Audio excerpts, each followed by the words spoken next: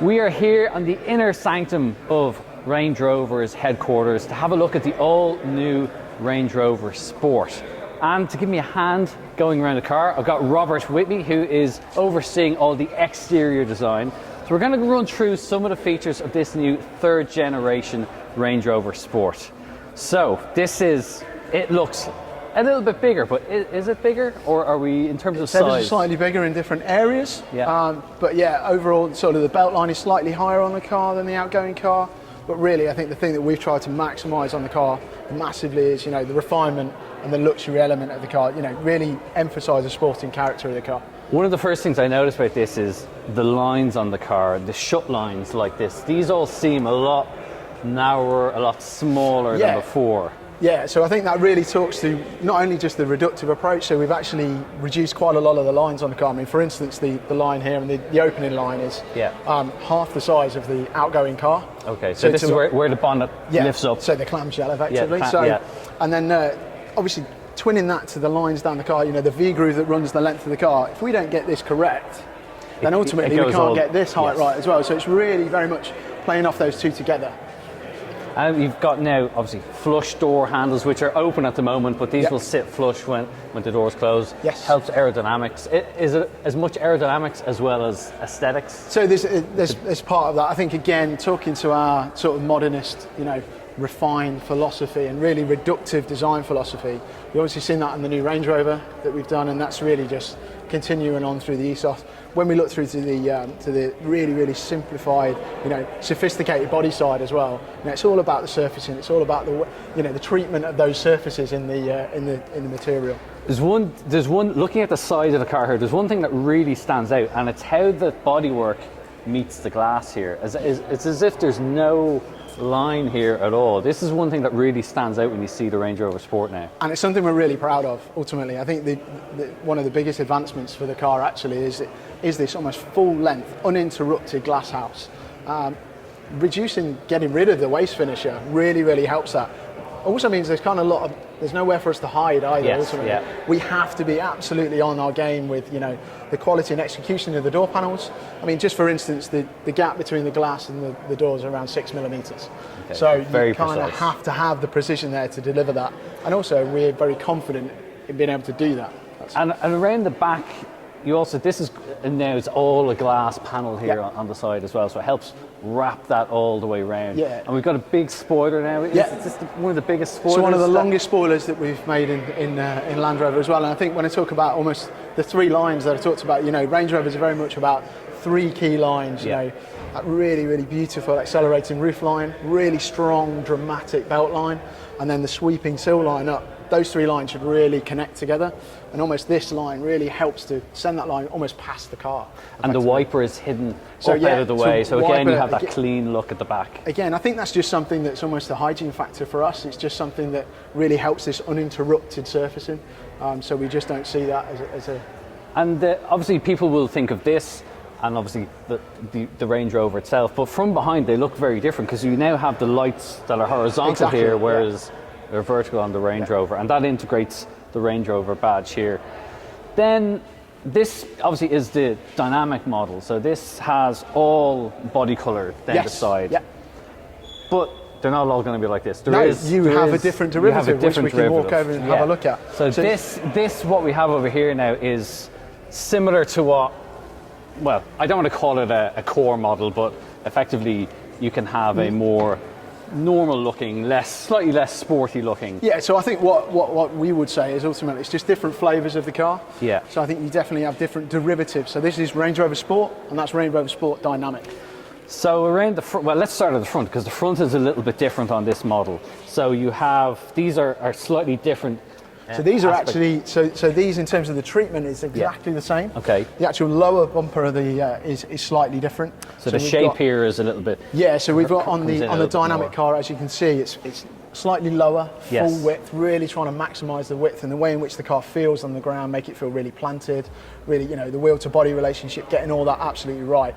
On this car, it's just slightly different. It's actually slightly higher up in terms of the front end, but just the treatment of the front towing cover is just slightly different.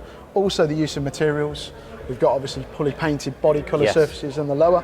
A little bit of black here as well. In terms of in this area, it's more of a grain surfaces, Yes, yeah. and that follows all the way around the car as well. So you've got, yeah, you can see that go around the car, but before we go any further, these headlights are now a little bit slimmer again Yes. than the other model, but they're packed with tech. Definitely. So this new LED, Yeah, so the actual headlight height is around 20% smaller than the outgoing car. The technology is DLP technology, which is digital light projection, and it's an all LED, but it's also got a scanning technology, Okay. which basically scans the road down and can highlight different areas and spot different hazards, etc. there's 1.3 million micro mirrors inside these headlights. I'm trying to get my head around that, just how that works. But what that will do is that can isolate up to 16 different vehicles Yes. or objects on the road. So you can be going along a busy motorway with your high beams on, and nobody will see. Yeah, and it ultimately And shadows it puts everything in between. It shadows the parts in between and works it all out. It's very cool. Very cool tech. Very It's future very tech. cool. It's very so cool. That grain surface we talked about goes all along here, along Yes. the face, but Yep. it also goes around the back as Yes. well, so it does give it a little bit of a different look. They have slightly different treatments for the rear then. So as actually well. the rear surfaces are the two derivatives that we've seen. One's just got a different exhaust and engine variant. Yes, yeah. But the actual surfaces are almost completely the same with Yes. very, very subtle differences. But the biggest is really the material breakup, the body colour versus the gloss black areas, and also the grained elements. But again, still trying to make sure that width It is all the key. works. That's a lot to take in with the outside, but there's even more inside. So let's have a look on the inside. In the back of the Range Rover, there is a little bit more room for passengers. There's an increase in foot space and knee room, and a slight increase in headroom too. It's very comfortable back here. These seats are really great. And these headrests, you might see how they curve around. There's actually 2 speakers in each headrest with noise cancelling technology that makes it even quieter. The Range Rover Sport has a microphone in every wheel well, and it detects the sound coming into the cabin and then plays a counter frequency to block it out through these speakers. Really cool tech. To guide us through the interior of the new Range Rover Sport, I'm joined by Lee, who's the interior design manager, and no better man to talk us through everything that we have here. This is quite an impressive display that we have in front of us, but also how everything is laid out. I see a lot of different materials, a lot of new technology. So first of all, let's start with this big center console. This sits up a little bit higher. So one of the strongest characters of the new Range Rover Sport interior is it's driver focused. So what we did, we brought all the surfaces up around the occupant and the driver, and as you can see, the floor console sweeps up into this fast angled dashboard, where you can see that the 13-inch floating screen is offset. So it's very intuitive. It really does look like it's floating here. I love how Yeah. it's sitting out from the dashboard. And this obviously runs all the latest PIBI Pro system. It's all the huge amount of technology and infotainment is and here. it's high definition and has haptic feedback as well. Which is a new feature on this screen, Yes. isn't it? Okay.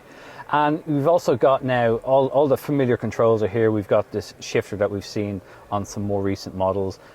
A digital instrument display here as well. And I noticed it has a little cowl here as well.